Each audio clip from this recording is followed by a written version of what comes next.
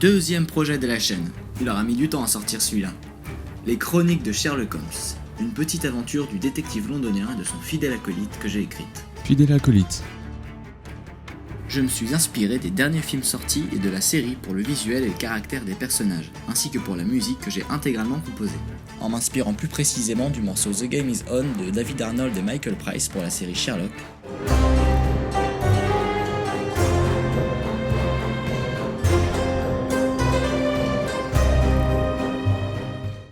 et du morceau Discombobulate de Hans Zimmer pour les films.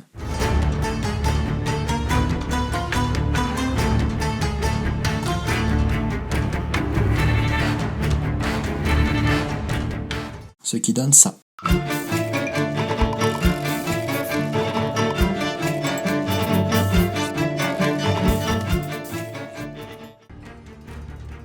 Le film s'est fait en 3 grandes étapes.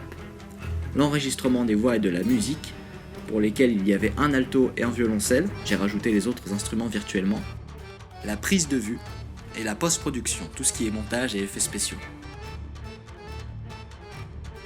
J'ai utilisé un matériel radicalement différent de celui que j'ai utilisé pour le film précédent. J'ai emprunté un Nikon D300 qui peut prendre des photos en 4K, ce qui est bien plus agréable à regarder et à travailler que le 640p de mon ancienne caméra. Ensuite, je tenais à remercier tout particulièrement l'association des 4 versants à Pélussin, qui m'a donné accès à des logiciels professionnels tels que Dragonframe pour la prise de vue ou la suite Adobe. Pour la musique, en plus de l'enregistrement de l'alto et du violoncelle, j'ai utilisé GarageBand sur Mac et sur iPhone. Au niveau du plateau, rien de très compliqué. Mon décor et mes personnages étaient posés sur une table devant une grande planche peinte en vert. Le tout éclairé par 4 lampes de bureau que j'avais recouvertes de papier calque pour que la lumière soit plus douce et moins éclatante. Le film était animé en 15 images par seconde, un rythme que j'ai trouvé qui m'a très bien convenu. L'histoire se déroulant à Londres à la fin du 19e siècle, je manquais de décors et de personnages. J'ai donc dû m'appuyer sur les effets numériques pour la quasi-totalité du film. Il y a énormément d'effets et je ne vais pas tous les détailler, mais simplement expliquer les principaux.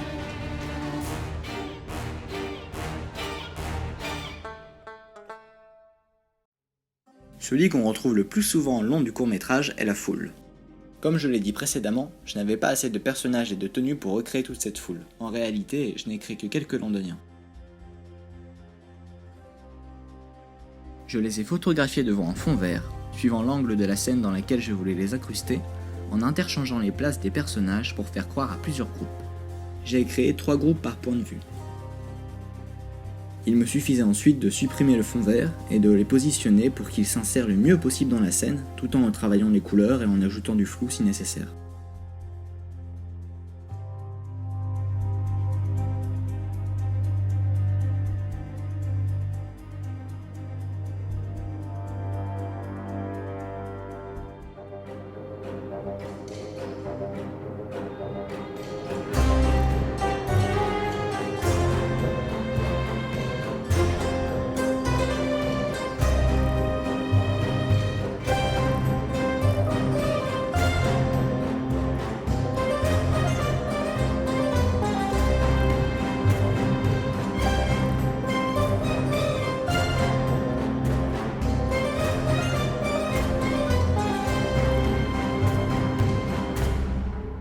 Pour ce qui est du décor, j'ai dû me livrer à la partie la plus difficile et fastidieuse de ce projet.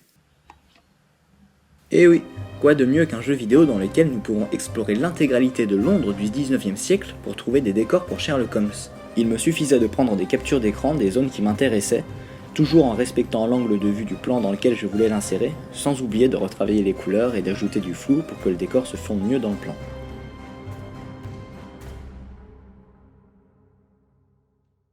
Dans un film d'animation, il y a généralement 4 plans sonores différents. Les voix. Voici l'homme qui a participé à cet acte abominable. Hein? Mais je suis innocent. L'ambiance, en fonction du lieu où se déroule l'action.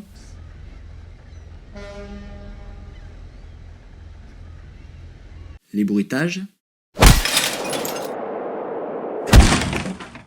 Et la musique. Je me suis beaucoup inspiré des musiques de Hans Zimmer, notamment pour celle de la scène de déduction.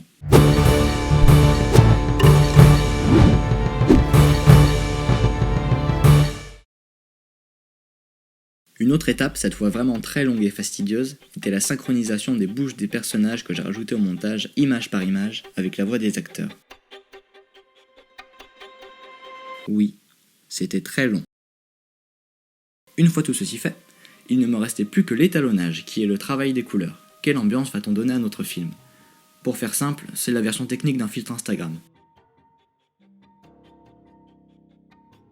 J'ai aussi ajouté un léger grain argentique que l'on a sur les films tournés à la pellicule 35 mm, ce qui donne un aspect plus authentique au film. Et puis voilà, le tour est joué. Avant de conclure, je voudrais juste vous parler de 2 ou 3 autres effets que j'ai utilisés. Par exemple, la tête de la figurine du maire était initialement jaune. J'ai donc dû en modifier la couleur au montage pour qu'elle ait la même teinte que les autres figurines.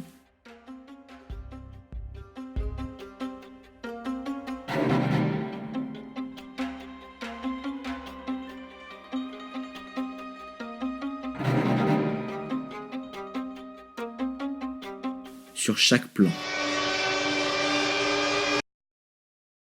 Il y a aussi la pâte à modeler que j'ai beaucoup utilisée et qu'il a fallu effacer, soit en remplaçant la partie visible par une photo du décor vierge, soit tout simplement en repeignant par-dessus la partie du fond qu'elle cachait. Mais le dernier effet dont je voulais parler, qui est le plus incroyable, est le Contemporary Fill. Cet effet existait déjà sur Photoshop et permettait d'effacer un élément d'une image grâce à un algorithme qui tentait de recréer le fond. Mais depuis peu, il a été couplé à de l'intelligence artificielle pour fonctionner avec la vidéo.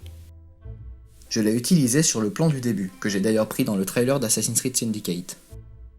Voici le plan original. L'ordinateur a réussi à recréer le fond en respectant les perspectives, la lumière et le mouvement de la caméra. Personnellement, je trouve ça incroyable. Bon, si on regarde bien, il y a quelques bugs, mais globalement, cet effet marche très bien. Et bien voilà, je pense qu'on a fait le tour. Comme je l'ai dit, je n'ai pas détaillé tout le travail que j'ai réalisé, car la vidéo aurait été beaucoup trop longue. Mais en tout cas, je remercie notre époque qui nous permet de recréer une foule dans Londres victorienne, avec 3 figurines et une planche de bois peinte en vert. Et évidemment, je remercie toutes les personnes qui m'ont aidé sur le projet. BFS Studio, Patrick, Robert, Paul, Xavier, ma mère, Yéline, Lana, Philippe et les 4 versants. Si vous avez des questions, n'hésitez pas à me les poser en commentaire, et en attendant, à bientôt pour un nouveau film.